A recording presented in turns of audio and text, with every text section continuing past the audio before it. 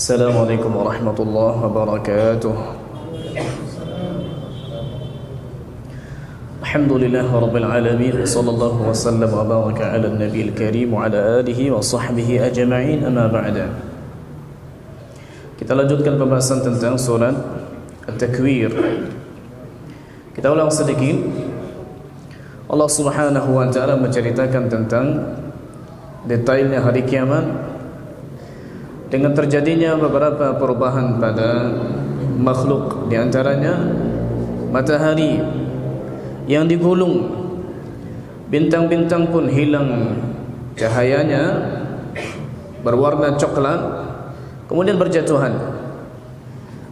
Lalu diperjalankan gunung, diperjalankan, diadu, kemudian menjadi seperti al-ihnil manfus, seperti bulu-bulu yang diterbangkan, menjadi pepasiran tanah yang hancur. Tidak ada lagi nampak yang tinggi dan yang rendah. Dan ketiga, onta yang ditunggu kelahirannya akan melahirkan, itu sudah tidak dipedulikan, karena kondisi saat itu orang fokus untuk menyelamatkan diri sendiri. Tidak ada lagi yang ingat untuk mencari untung dunia. Dan ketiga, hewan-hewan yang buas yang biasa berkeliaran, husyirat, dikumpulkan. Susah biasa mengumpulkannya, enggak, di sini mudah. Bahkan dikumpulkan dengan lawannya, tapi tidak terjadi perlawanan. Dikumpulkan binatang buas dengan mangsanya, tapi tidak ada yang ingat lagi untuk memangsa. Dan juga tatkala laut atau air yang ada di laut itu dipanaskan.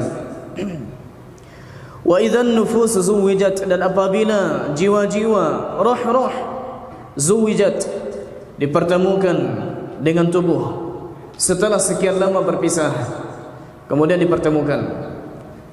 Ada juga mengatakan dipertemukan yang sesifat, dipertemukan yang satu kelompok. Penyembah matahari dikelompokkan dengan penyembah matahari, penyembah bulan dikumpulkan satu golongan. Wa idzal mau'udatu su'ilat bi ayyi dhanbin qutilat, dan tatkala bayi perempuan yang dikubur hidup-hidup, su'ilat, ditanya bi ayyi dhanbin qutilat, karena dosa apa mereka itu dibunuh. Kebiasaan orang Arab jahiliyah yang katanya wallahu taala ala wa alam dimulai oleh seseorang yang bernama Qais bin Asim At-Tamimi.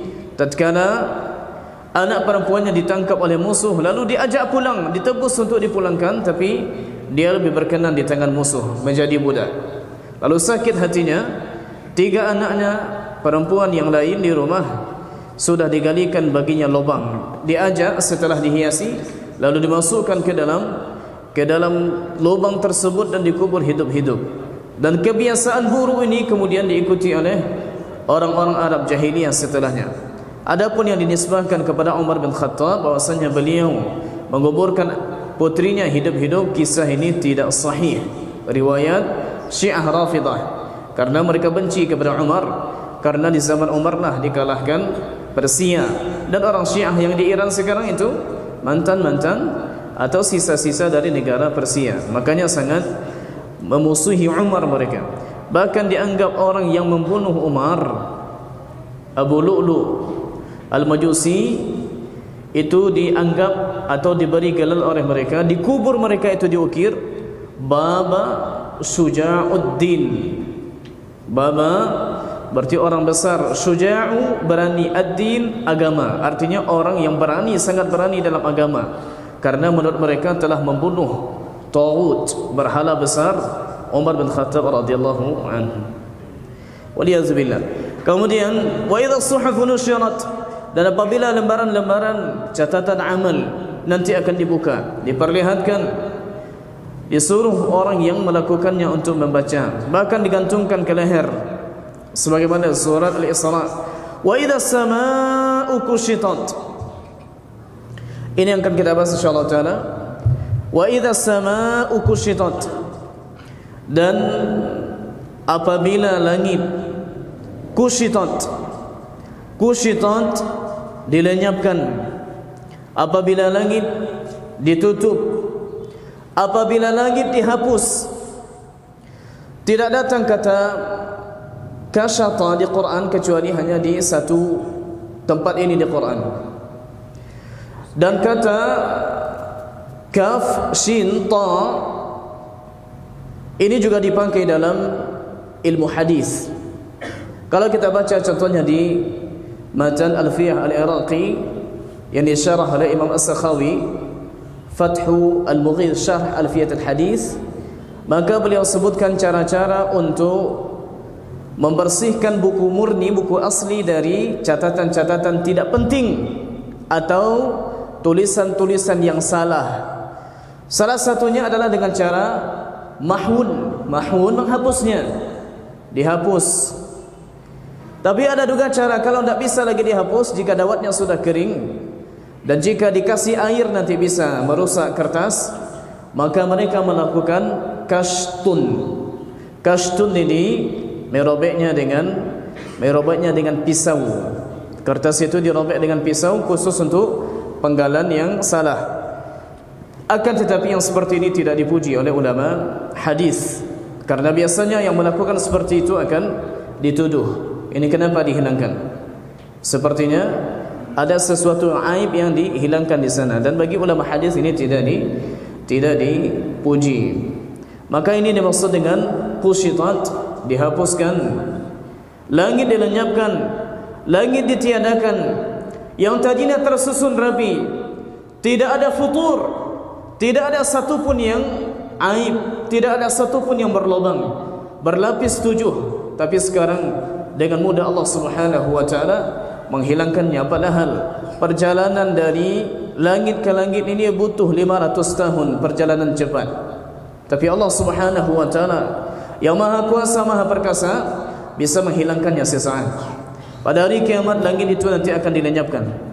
Langit itu akan dipecah, diretak di awal, diretakkan. Idza samaa'u fatarat, as-samaa'u munfatirun bih. Kemudian nanti akan dilenyapkan.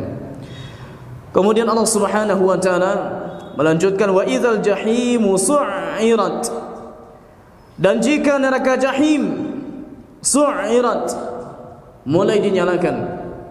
Dalam qiraat yang sahih juga dan umumnya dibaca oleh ulama-ulama Mekah seperti Imam Ibnu Katsir Al-Makki salah satu qari, beliau membaca dengan wa idzal jahimu su'irat tanpa tasydid. Artinya jika dinyalakan neraka yang tadinya menyala tapi sekarang dikobarkan. Dan jika dibaca dengan tasydid su'irat, padahal asalnya sudah fi'il thulathi muta'addi yang sudah transitif butuh kepada objek, maka maknanya di sini adalah bersangatan, dinyalakan, dikobarkan dengan sangat. Kalau kita mengatakan dalam bahasa Arab qata'a, memotong, maka itu dilakukan dengan sekali potong. Memotong contohnya memotong kayu, memotong apa saja. Tapi kalau kita tambah tasydidnya dengan mengatakan qatta'a, maka ini dipotong berkali-kali, bahkan mungkin dilakukan dengan sadis. Disebutkan dalam ayat wa quttilu taqtila, dan mereka dibunuh dengan cara sadis. Ini wa quttilu taqtila, ada tasydid. Maka seperti itu dia berlakukan dalam bahasa Arab. Tasydid yang masuk ke fi'il thulathi yang sudah butuh kepada objek, maka maknanya di sini bersangatan, betul-betul dinyalakan Allah Subhanahu wa taala. Dan neraka pertama sekali dinyalakan di akhirat bukan untuk orang yang meninggalkan salat, bukan untuk orang yang ingin membayar zakat, bukan untuk orang pendusta, bukan. Pertama sekali neraka dinyalakan untuk orang yang mati syahid, untuk orang yang rajin baca Quran, berilmu, untuk orang yang rajin bersedekah, sebagaimana hadis di Sahih Muslim. Apa salahnya ya Rab? Amalannya pamungkas. Bahkan amalan-amalan ini disebutkan dalam hadis lain, dalam ayat lain, penyelamat mereka di akhirat. Kenapa malah menjadi bala? Disebutkan dalam hadis sahih Muslim, hadis Abu Hurairah, awwalu man tusa'aru bihimun naru thalathatun. Yang pertama sekali dinyalakan bagi mereka neraka, dikobarkan, ada 3 golongan. Yang pertama, orang yang mati syahid dalam perperangan. Maksudnya mati melawan orang kafir, membela agama Allah Subhanahu wa taala. Apanya yang salah? Allah Subhanahu wa taala perkenalkan, ingatkan ia dengan nikmat, fa'arafaha, lalu dia tahu. Allah bertanya, "Madza 'amilta fiha?" Apa yang telah engkau lakukan dengan nikmat yang telah kuberikan kepadamu? Dia menjawab dengan lantang, "Ya Rabb, qataltu fika hatta istushhidtu." Aku berjihad di jalanmu sampai aku mati syahid. Lalu Allah Subhanahu wa taala mengatakan, "Bal kazat." Engkau pendusta. Di Sunan Tirmizi ditambah lagi, "Bal kazat." Engkau pendusta, ditambah oleh malaikat. Allah membantah, malaikat juga membantah. Akan tetapi engkau hadir di medan perang bergabung dengan pasukan lain untuk dikatakan engkau ini pahlawan, hero, orang pemberani. Salah niat. Yang kedua yang juga dimasukkan di awal-awal ke dalam neraka setelah dikobarkan, yaitu orang yang rajin baca Quran, qari, orang berilmu. Allah Ta'ala mengingatkan mereka dengan nikmat ilmu, dengan nikmat tilawah Quran dimudahkan. Allah bertanya, "Madza amilta fiha?" Apa yang telah engkau lakukan dengan nikmat ini? "Ya Rabb, qara'tul Qur'ana fika wa ta'allamtul ilma fik." Aku membaca Al-Quran karenamu, aku mempelajari ilmu, menuntut ilmu karenamu. Maka disebutkan kazat, engkau pendusta. Ditambah lagi oleh malaikat, bal kazat, engkau pendusta. Bal qara'tal Quran liyuqala qari wa ta'allamtal ilma liyuqala alim. Engkau baca Quran agar orang nanti menyebut-nyebut, memujimu, baik dalam tulisan atau dalam ucapan mereka. Ini ahli qiraat, ini qari, pandai baca Quran, suara bagus, suara merdu. Ini ilmunya luar biasa, dipuji-puji, lalu dia menginginkan hal itu. Maka orang seperti ini juga dicampakkan pertama sekali ke neraka. Yang ketiga, orang yang rajin bersedekah. Allah ingatkan dia dengan nikmat harta, lalu dia ingat, "Madza amilta fiha?" Apa yang engkau telah lakukan dengan harta ini? "Ya Rabb, tasaddaqtu fika." Aku telah bersedekah untuk mencari redha-Mu. Kazat, engkau pendusta. Bal tasaddaqta liqala jawad. Bahkan engkau bersedekah hakikatnya untuk disebut-sebut orang, dipuji-puji orang, engkau ni orang yang dermawan. Lalu kaki mereka diseret, kepala mereka di bawah, dan dicampakkan oleh malaikat ke neraka. Ternyata mereka lah orang pertama yang akan dicampakkan ke neraka. Salahnya adalah niat, bukan amalnya. Bersedekah luar biasa amal, kemudian baca Quran luar biasa, menuntut ilmu. Man salaka tariqan yaltamisu fihi ilman sahalallahu lahu bihi tariqan ilal jannah, jalan ke surga. Kemudian mati syahid dalam perang. Semuanya ini diharapkan oleh para sahabat, semuanya diharapkan oleh orang-orang yang ingin mendapatkan derajat tinggi di sisi Allah Subhanahu wa taala. Bahkan orang yang benar niatnya untuk mencari mati syahid, tapi mati di ranjang, Allah sampaikan dia ke derajat orang yang mati syahid, tapi niatnya salah. Maka perlu sangat dijaga agar tidak termasuk golongan orang-orang yang pertama sekali dimasukkan ke neraka. Wa idzal jahimu su'irat, dan apabila neraka jahim dinyalakan, neraka jahim dinyalakan, yang panasnya disebutkan 69 lebihnya daripada api di dunia ini. Bahkan disebutkan oleh Imam At-Tabari rahimahullahu taala, salah satu riwayat atau tafsir dari seorang tabi'in mengatakan bahwa jika sesekali orang yang di neraka yang diazab dengan neraka Jahannam, lalu diazab dengan api di dunia ini, mereka bisa tidur, mereka bisa istirahat sebentar. Karena bagi mereka panas api dunia ini tidak ada bandingnya jika dibandingkan dengan panas api neraka. Artinya biarlah mereka terbakar dengan api itu, tapi mereka masih bisa tidur. Begitu dahsyatnya panas api di hari kiamat. Dan disebutkan dalam hadis di Bukhari Muslim, hadis Abu Hurairah radhiyallahu anhu, "Ishtakatin naru ila rabbiha." Mengadu neraka itu kepada Rabbnya yang telah menciptakannya. "Ya Rabb, akala ba'di ba'da." Ya Allah, sesungguhnya sebagianku telah memakan sebagian yang lain karena saking panasnya. Fa'azinallahu laha binafasaini, Allah Ta'ala izinkan bagi neraka punya dua musim, ada musim dingin dan ada musim panas. Dan ini telah berlalu di tafsir di surat An-Naba, yaitu hamimau wa ghassaqa. Falyadhuqu hamim wa ghassaq. Hamim panas, ghassaq salah satu tafsirnya dingin. Kemudian disebutkan juga dalam hadis lain bahwasanya orang yang paling nikmat di dunia di akhirat nanti dicelupkan sekali celup saja, dan itu sebentar, ke neraka. Lalu ditanya, ya abdi hal marra minka na'imun qattu, wahai hambaku, apakah pernah engkau merasakan kenikmatan meskipun sedikit, meskipun secuil? Katanya tidak. Padahal yang dicelupkan ini orang paling bahagia, paling nikmat hidupnya di dunia. Tapi satu celup ke neraka Jahannam, ke neraka Jahim, ini lupa dengan kenikmatan yang pernah dialami di dunia. Wa idzal jahimu su'irat wa idzal jannatu uzlifat. Dan ketika surga nanti di akhirat uzlifat, uzlifat dizulfakan, didekatkan. Kata zalafa artinya didekatkan. Dalam ayat disebutkan orang kafir mengatakan ma na'buduhum illa liqarribuna ila Allahi zulfa. Kami tidak menyembah berhala kecuali dalam rangka untuk lebih mendekatkan kami kepada Allah Ta'ala, lebih dekat. Kemudian tentang Fir'aun yang mengejar Bani Israel menyeberangi laut, disebutkan di surat Al-Syu'ara. Allah Subhanahu wa Ta'ala tatkala menyelamatkan Bani Israel, lalu datang Fir'aun dan tentaranya, lalu Allah Subhanahu wa Ta'ala mendekatkan mereka.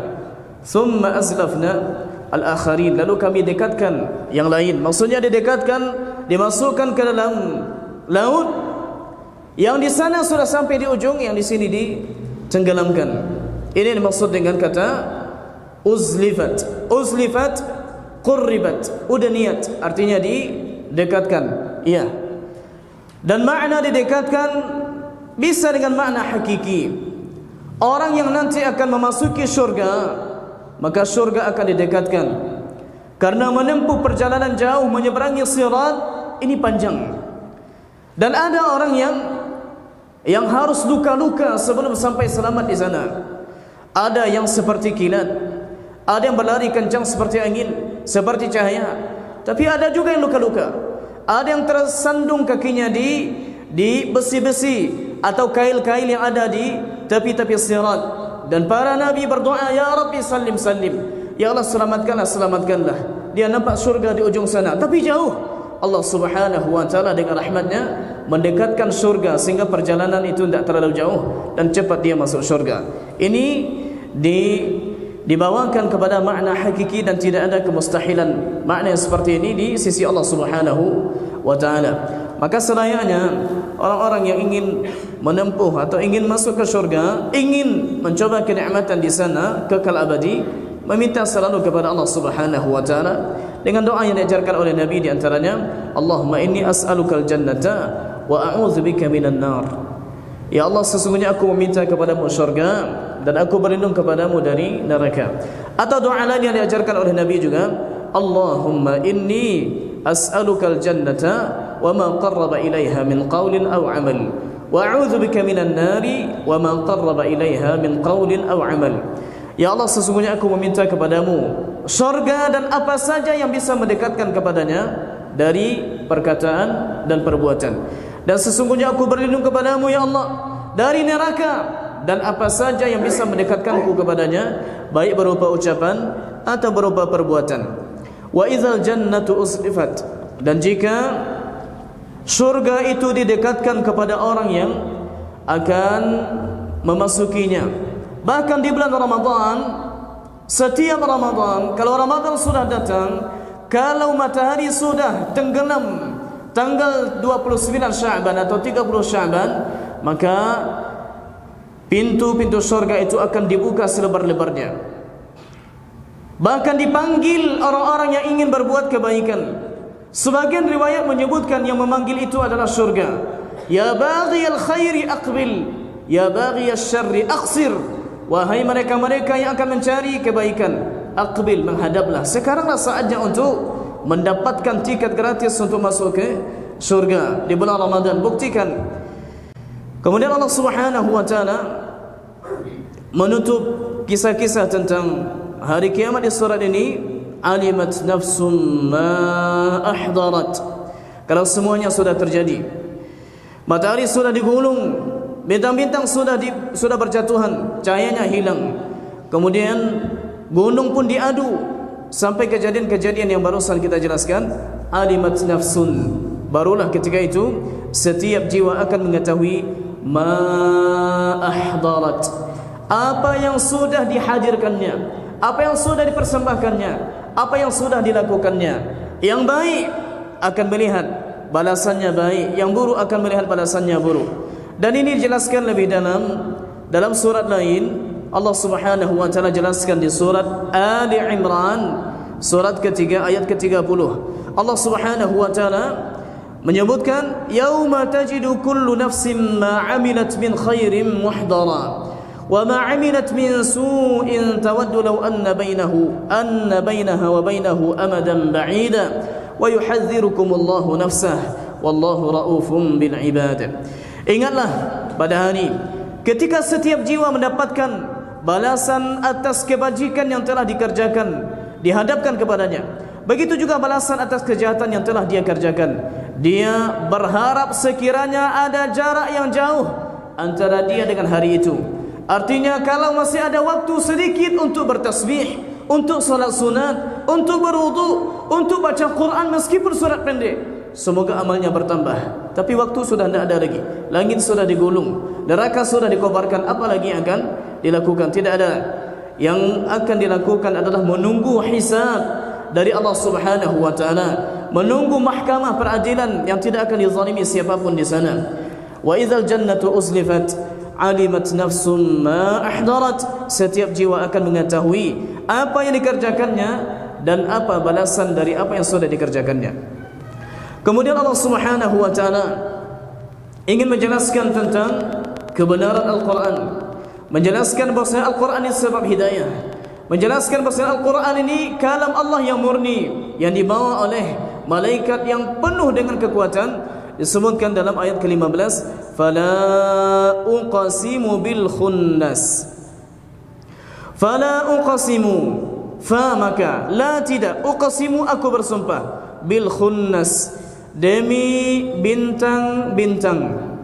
Tapi nanti kalau kita lihat di terjemahan di Quran di rumah kita, tidak muncul arti tidak ada. Padahal di sini fa maka, la tidak, uqasimu bersumpah. Menurut terjemahan letterletnya akan kita terjemahkan, maka aku tidak bersumpah dengan khunnas. Tapi di terjemahan disebutkan aku bersumpah demi bintang-bintang. Loh, mana kata tidaknya? Coba nanti dibaca ayat pertama di surat Al-Qiyamah. La uqasimu biyamil qiyamah. La, tidak, uqasimu bersumpah. Tapi terjemahannya, aku bersumpah demi hari kiamat. Coba nanti dibaca ayat pertama di surah Al-Balad. La uqasimu bihadzal balad. Aku bersumpah, tidaknya hilang. Kemudian coba baca nanti ayat terakhir di surat An-Nisa tentang kalalah. Disebutkan di ayat 176,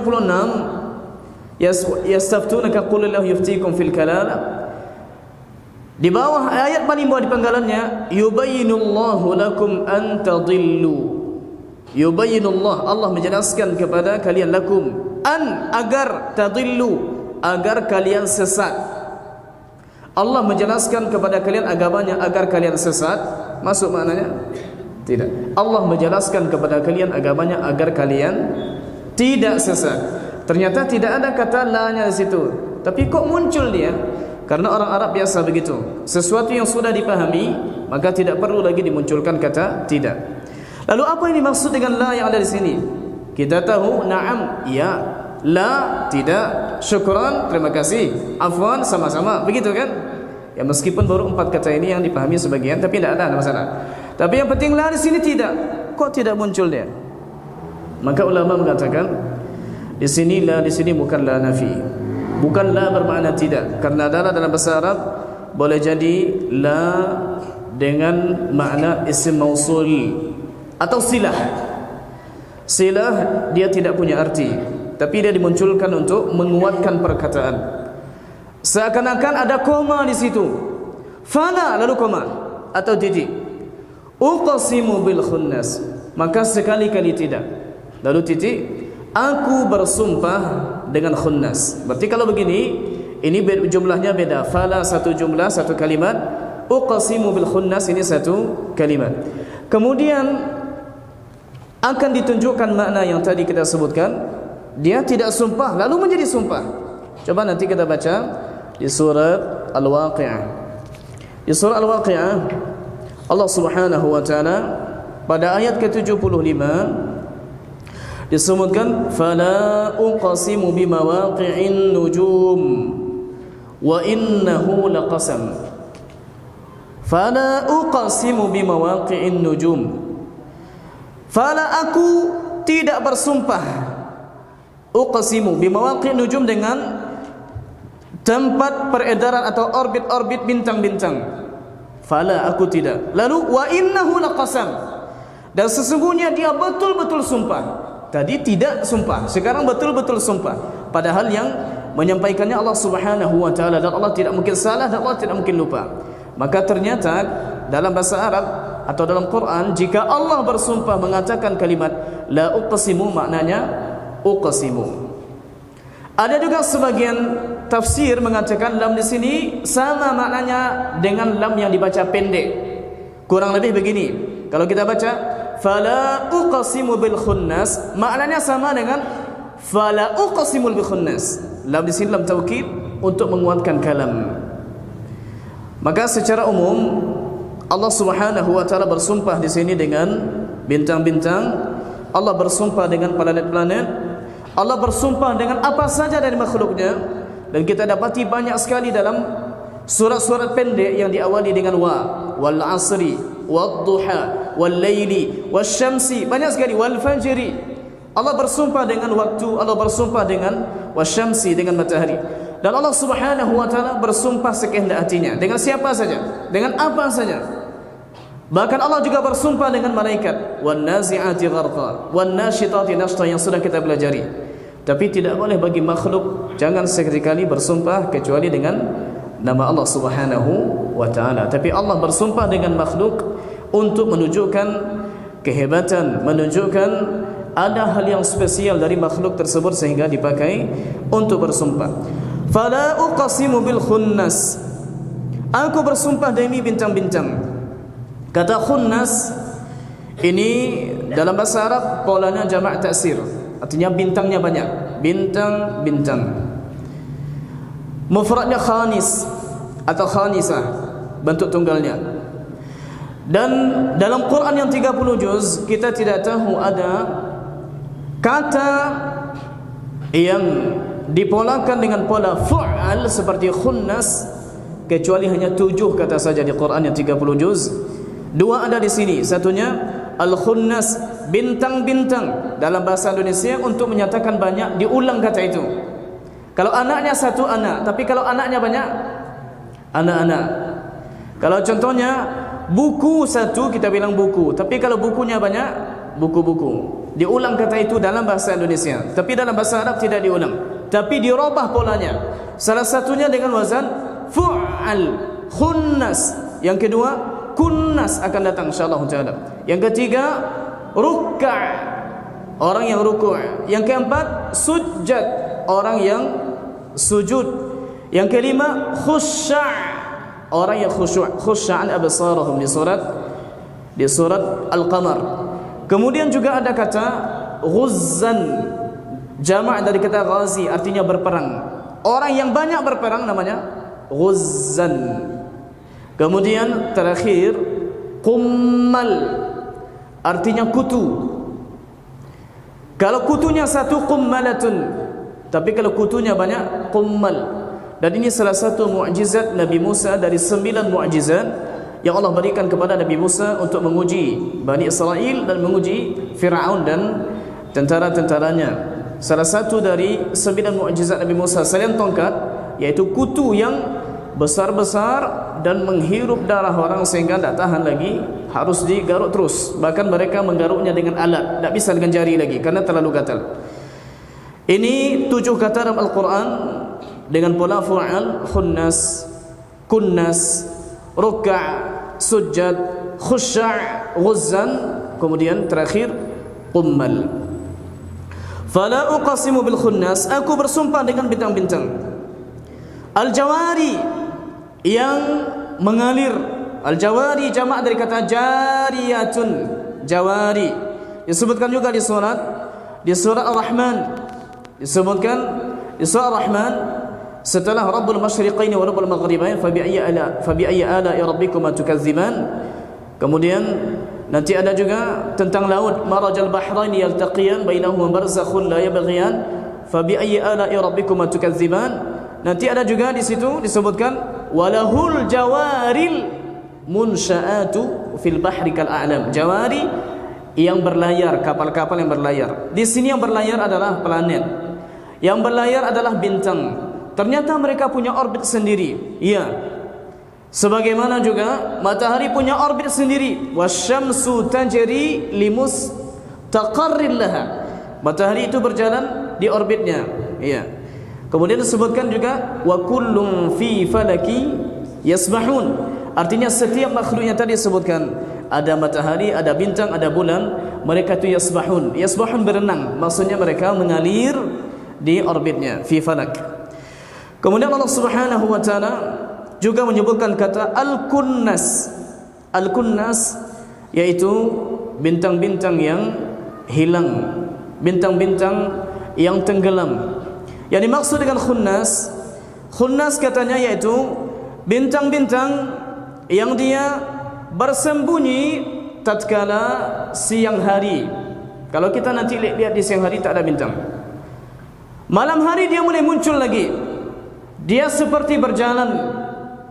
Bahkan ada di antara planet itu, di antara planet yang mendekati bumi. Dan sebagian ulama falak mengatakan kalau ternyata ada di ufuk itu nampak lebih besar daripada ukuran bintang, dan dia ada selalu bintang hilang dan dia tetap ada sebelum nanti siang datang, maka dia bukan bintang pada hakikatnya, dia itu kaukab, dia itu planet. Jadi kadang dia hilang, kadang dia muncul, kadang dia hilang. Kemudian disebutkan juga wal-laili idza as'as. Allah Subhanahu wa taala bersumpah dengan malam. Tadi bersumpah dengan bintang, bersumpah dengan planet yang kadang muncul, yang kadang hilang. Wal-laili idza as'as. Allah bersumpah dengan malam.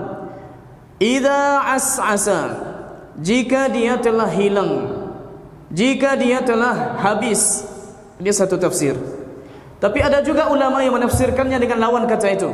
As'as maknanya aqbal, dan jika malam datang.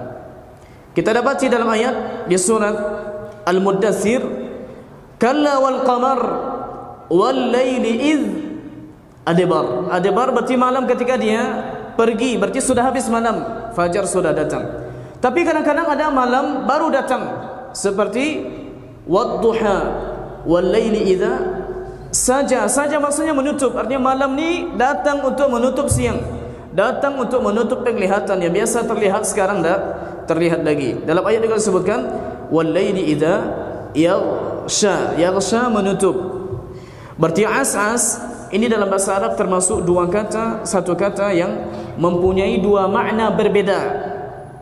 Dia bisa, sebagian kata bisa dihukum dia warnanya putih, bisa juga warnanya hitam. Lalu bagaimana menentukannya? Pada kalimat ini putih atau hitam? Ini kembali kita merujuk kalam ulama dalam masalah ini, dan kedua-duanya disampaikan oleh ulama. Kemudian, tapi yang zahirnya di sini wallahu alam, yang dimaksud di sini adalah kalau malam sudah mulai hilang. Karena ayat setelahnya mengatakan ayat was-subhi idza tanaffas, dan demi subuh idza tanaffas, apabila ia telah menyingsing, apabila ia memulai bernafas. Kalau mulai bernafas berarti mulai datang, berarti subuh mulai datang tatkala malam sudah mulai hilang, sudah mulai berakhir. Allah bersumpah dengan waktu malam, bersumpah dengan waktu subuh. Untuk apa Allah bersumpah? Allah bersumpah untuk meninggikan sesuatu, untuk menekankan suatu makna. Apa maknanya? Innahu laqaulu rasulin karim. Innahu, sesungguhnya dia Al-Quran, laqaulu rasulin karim, sungguh dia firman Allah Ta'ala yang dibawa oleh utusan yang mulia. Rasul utusan, karim mulia, artinya utusan yang mulia. Siapa? Jibril alaihi salam, dibawa Al-Quran ini oleh utusan yang mulia. Lalu Allah Subhanahu wa Ta'ala menceritakan siapa itu Jibril, apa itu sifatnya, apa ciri-cirinya. Dijelaskan, zi quwwah, beliau ini mempunyai kekuatan. Kata zi, kata zu, ini dalam bahasa Arab yang termasuk asmaul khamsah, dia dengan makna mempunyai.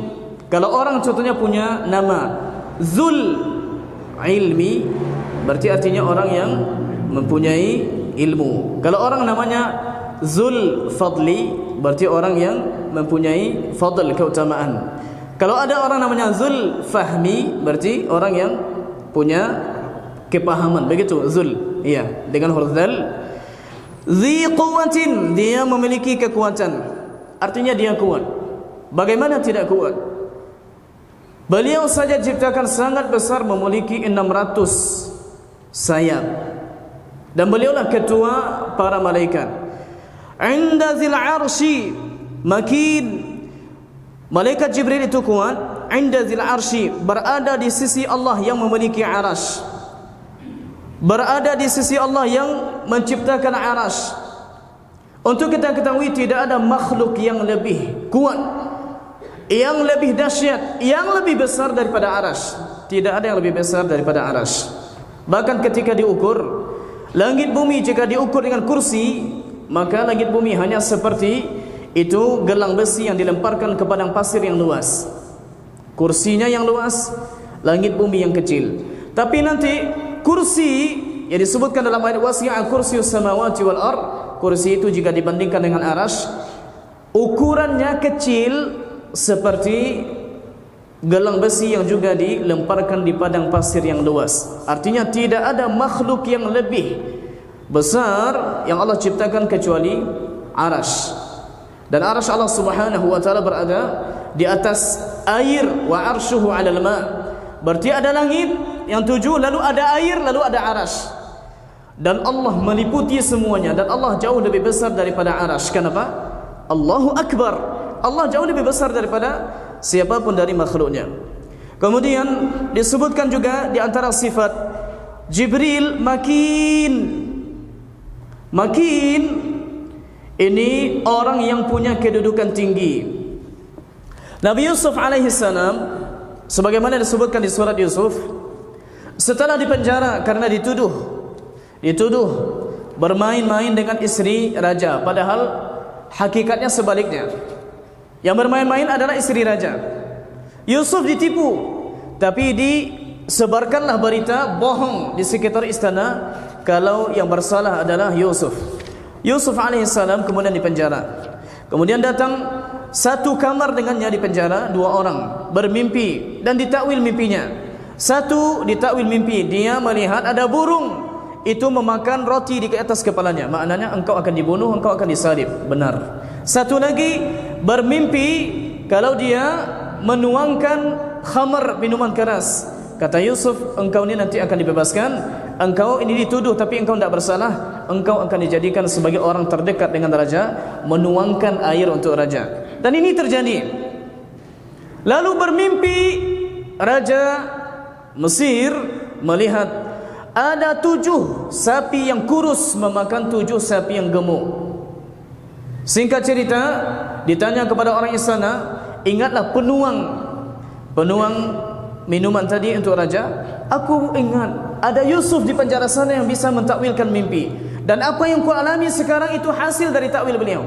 Lalu Nabi Yusuf diziarahi ke dalam penjara, disampaikan kepadanya isi dari mimpi raja, lalu ditakwil, dan semua takwil yang disampaikan Nabi Yusuf benar. Dikeluarkan dari penjara. Apa kata raja tatkala Nabi Yusuf alaihi salam akan dibebaskan dan ditempatkan di posisi yang tinggi? Disebutkan di surat Yusuf surat ke-12 ayat ke-54, wa qala al-maliku utuni bih astakhlishu li nafsi falamma kallamahu qala innaka al-yawma ladaina makin. Makin, amin. Apa terjemahannya? Dan raja berkata, bawalah dia Yusuf itu kepadaku agar aku memilih dia sebagai orang yang dekat kepadaku. Ketika raja telah bercakap-cakap dengan dia, maksudnya dengan Nabi Yusuf, raja berkata, sesungguhnya kamu mulai hari ini menjadi orang yang makin. Makin, orang yang berkedudukan tinggi. Berarti makin maknanya zu makanatin aliyah, orang yang mempunyai kedudukan yang tinggi. Maka malaikat Jibril alaihi salam mempunyai kedudukan tinggi di sisi Allah Subhanahu wa taala. Apalagi sifatnya yang dipuji? Muta'. Muta'in thamma amin. Muta' artinya yang ditaati, yang mentaati muti', yang ditaati muta'. Apa yang dimaksud dengan ditaati? Malaikat Jibril ini ketuanya, penghulunya para malaikat, dan malaikat Jibril lah yang menyampaikan apa saja yang Allah inginkan kepada malaikat-malaikat yang ada di langit. Salah satunya, contohnya adalah hadis di Sahih Muslim. Disebutkan ketika Allah Subhanahu wa taala mencintai seorang hamba di muka bumi ini dan tidak tahu siapa, boleh jadi salah seorang di antara kita yang duduk ini, Allah Subhanahu wa taala memanggil Jibril lalu mengatakan, ya Jibril, inni uhibbu fulanan fa ahibbah. Aku sesungguhnya aku mencintai seseorang dari hambaku. Fa ahibbah, maka cintailah ia. Fa ahabbahu Jibrilu, Jibril mencintainya. Kemudian Jibril mengumumkan ke penduduk langit, ya ahlas sama, innallaha ahabba fulanan fa ahibbu. Sesungguhnya Allah mencintai seseorang dari hambanya, maka cintailah ia oleh kalian. Seluruh penduduk langit, malaikat yang ada di sana, yang jumlahnya tidak bisa dihitung, bahkan setiap hari masuk ke Baitul Ma'mur, Ka'bahnya malaikat 70.000, lalu keluar darinya itu tidak akan masuk lagi, atau yang sudah masuk akan keluar lagi. Yang seperti ini jumlahnya berapa? Semuanya mendengarkan pengumuman dari malaikat Jibril. Sesungguhnya Allah cinta kepada seorang hamba, si fulan, si A, mungkin tinggalnya di sana, di sini, maka cintailah oleh kalian. Maka semua penduduk langit mencintainya. Ini bukti bahwasanya Jibril alaihissalam ini muta', ditaati. Sama di sana, sama berbeda dengan summa. Kalau summa ini huruf ataf, artinya kemudian. Tapi kalau sama artinya hunaka di sana. Muta'in sama, muta'in hunaka, maksudnya di sana di langit malaikat Jibril ditaati karena beliau penghulu para malaikat. Amin, dipercaya oleh Allah Subhanahu wa taala menyampaikan wahyu. Dan sebutkan di surat Asy-Syu'ara, bisa dibaca nanti di halaman kedua sebelum surat itu habis, halaman kedua terakhir, wa innahu latanzilu rabbil alamin nazala bihi ruhul amin. Di bawah Al-Quran itu turun oleh malaikat Jibril yang amanah. Kemudian Allah Subhanahu wa taala setelah memuji Al-Quran, bahwasanya Al-Quran ini kalam yang mulia, Allah Subhanahu wa taala membantah tuduhan orang yang menuduh Nabi gila, yang mengolok-olok Nabi, yang mengejek dan menghina Nabi. Wa ma sahibukum bimajnun. Dan temanmu Muhammad, sahabat kalian Muhammad, yang lahir di lingkungan kalian wahai Quraisy, Nabi Muhammad bukan orang majnun, bukan orang yang gila, bukan orang yang tertutup akalnya, tapi orang yang diberikan sinaran cahaya oleh Allah Subhanahu wa taala, hidayah dalam hatinya, dalam otaknya, dengan wahyu dari Allah Subhanahu wa taala. Seakan-akan ayat ini membantah siapa saja yang akan melecehkan Nabi, baik dulu atau sekarang atau di zaman yang akan datang, ketika lahir Fir'aun baru, Abu Jahal baru, Umayyah bin Khalaf baru, dan mereka tidak akan berhenti karena sudah ada nenek moyangnya yang mengucapkan itu sebelumnya. Wa ma sahibukum bimajnun. Dan sahabat kalian Muhammad itu bukan orang yang gila. Kemudian ketika diceritakan Jibril alaihissalam punya kekuatan, Jibril alaihissalam amanah, Jibril alaihissalam penghulunya para malaikat. Otomatis yang menjadi muridnya, kalau ternyata gurunya tinggi, berarti muridnya juga akan tinggi.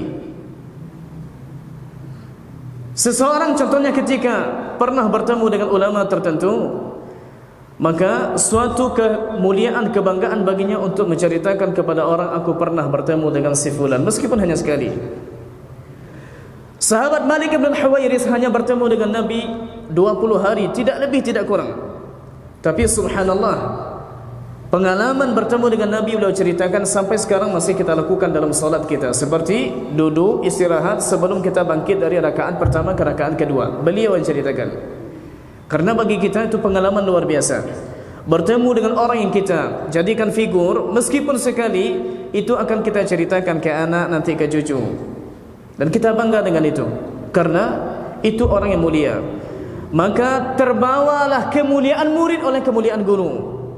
Begitulah ketika murid mulia, ketika guru mulia, maka terbawa kemuliaan ini kepada muridnya.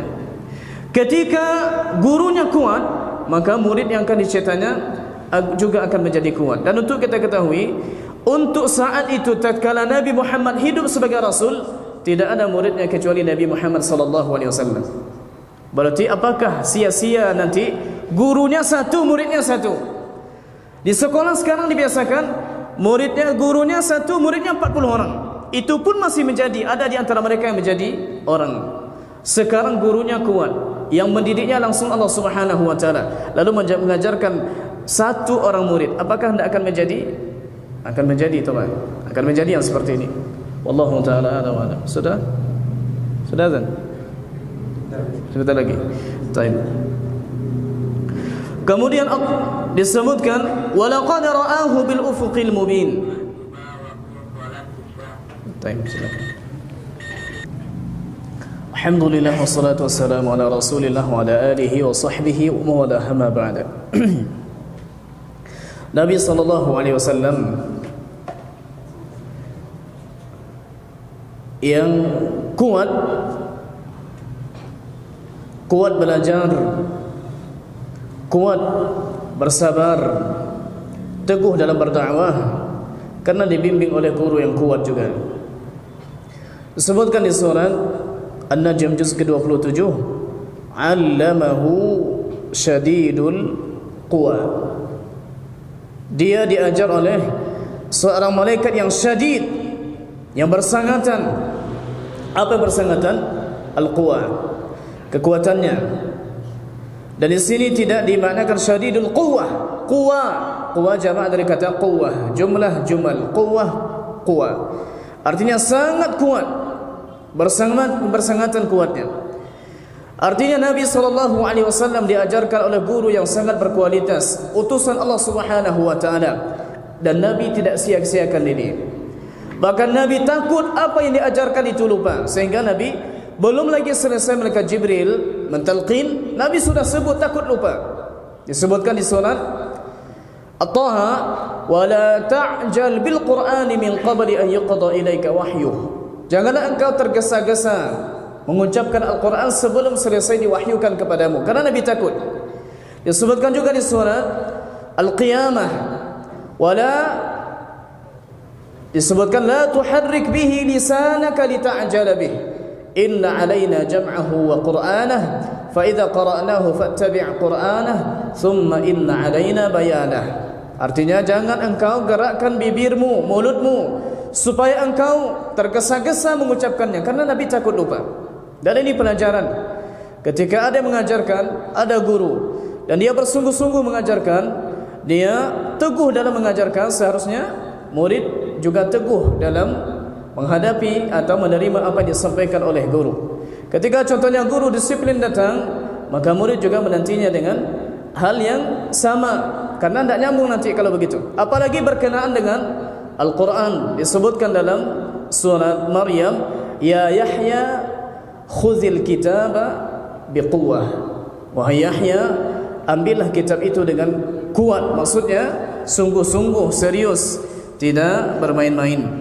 Kemudian disebutkan, insyaallah kita tutup 2 ayat lagi, walaqad ra'ahu bil ufuqil mubin. Dan sungguh Nabi Muhammad telah melihat malaikat Jibril bil ufuqil mubin, di ufuk yang jelas. Nabi Muhammad sallallahu alaihi wasallam sering bertemu dengan malaikat Jibril. Tapi bertemu dengan malaikat Jibril dalam bentuk rupanya asli sebagaimana Allah ciptakan ini 2 kali atau 3 kali. Yang pertama sekali tatkala malaikat Jibril memberikan wahyu pertama di Gua Hira, Iqra. Lepas Iqra 5 ayat pertama terputus wahyu dan lama terputus. Ada mengatakan 40 hari, ada mengatakan sampai 2 bulan, ada mengatakan sampai 4 bulan. Singkat cerita, Nabi dalam kegalauan, betulkah yang datang ini seperti yang datang sebelumnya kepada Nabi Musa dan Isa? Lalu kenapa nak datang lagi? Dalam masa penantian datang lagi malaikat Jibril. Nabi sedang berada di luar rumah, lalu datang malaikat Jibril. Ternyata malaikat yang sebelumnya datang menemuiku di Gua Hira datang lagi sekarang. Dan kulihat ke atas, itu tidak bisa kulihat ujungnya, karena memang sangat besar. Ini kali kedua. Yang kali ketiga, ketika malam Isra Mi'raj, ketika Nabi berada di Sidratul Muntaha, disebutkan ukhra inda Sidratul Muntaha indaha jannatul ma'wa. Dan sungguh Nabi telah melihat malaikat Jibril di Sidratul Muntaha, sidrah pohon yang akarnya ada di langit ke-6 dan menjulang tinggi sampai langit ke-7. Akan tetapi ketika Nabi bertemu dengan Allah Subhanahu wa taala, menerima perintah salat 50, lalu 40, lalu 30, lalu 20, lalu 10, lalu 5, ini tidak ditemani oleh malaikat Jibril berdasarkan riwayat yang kita baca tentang Isra Mi'raj. Berarti dilihat malaikat Jibril dalam bentuk rupa aslinya 3 kali di Gua Hira. Lalu setelah wahyu terputus, lalu Nabi melihatnya dan Nabi takut lagi, berlari sampai ke rumahnya meminta untuk diselimutkan. Zammiluni, zammiluni, dassiruni, dassiruni. Malaikat Jibril datang dengan mengatakan, ya ayyuhal muddassir, qum fa'anzir, wa rabbaka fakabbir, wa siyabaka fatahhir, sampai akhir surat Al-Muddassir. Artinya surat pertama yang sempurna Allah turunkan surat Al-Muddassir. Tapi surat pertama yang Allah turunkan surat Al-Alaq. Hanya saja diturunkan 5 ayat pertama. Padahal kalau kita lihat surat Al-Alaq ada 19 ayat.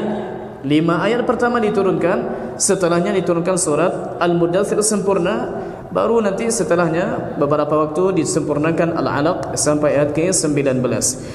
Kemudian walaqad ra'ahu bil ufuqil mubin wa ma huwa 'alal ghaibi bidhanin.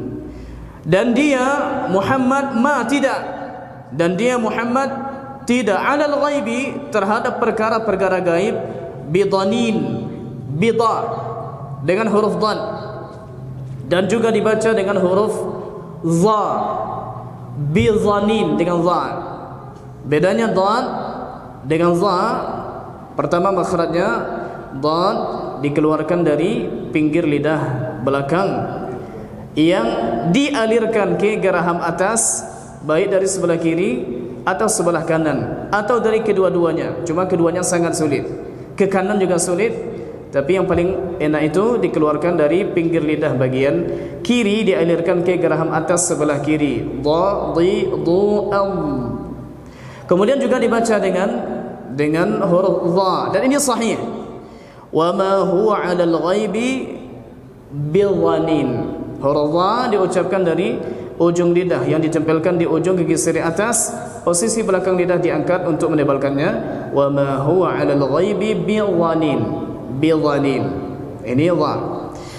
Disebutkan di dalam matan Jazariyah, wa fi dhaninil khilafu sami. Artinya dalam kata dhanin ada perbedaan bacaan di situ, dan itu sudah dianggap masyhur oleh ulama. Apa artinya bidhanin dengan huruf dhan dan apa artinya bidhanin dengan huruf dha?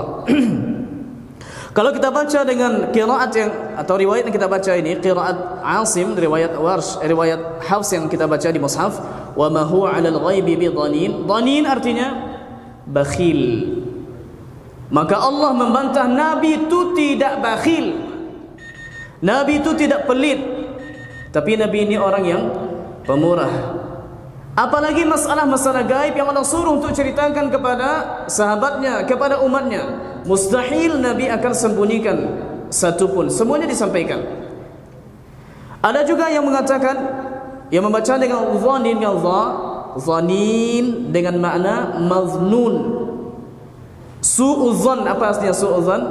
Buruk sangka. Husnudzan artinya apa? Baik sangka. Zan berarti sangka. Dhanin yang disangka. Artinya sesungguhnya Nabi Muhammad bukan orang yang dituduh, yang disangka tidak menyampaikan syariat Allah, khususnya masalah-masalah gaib.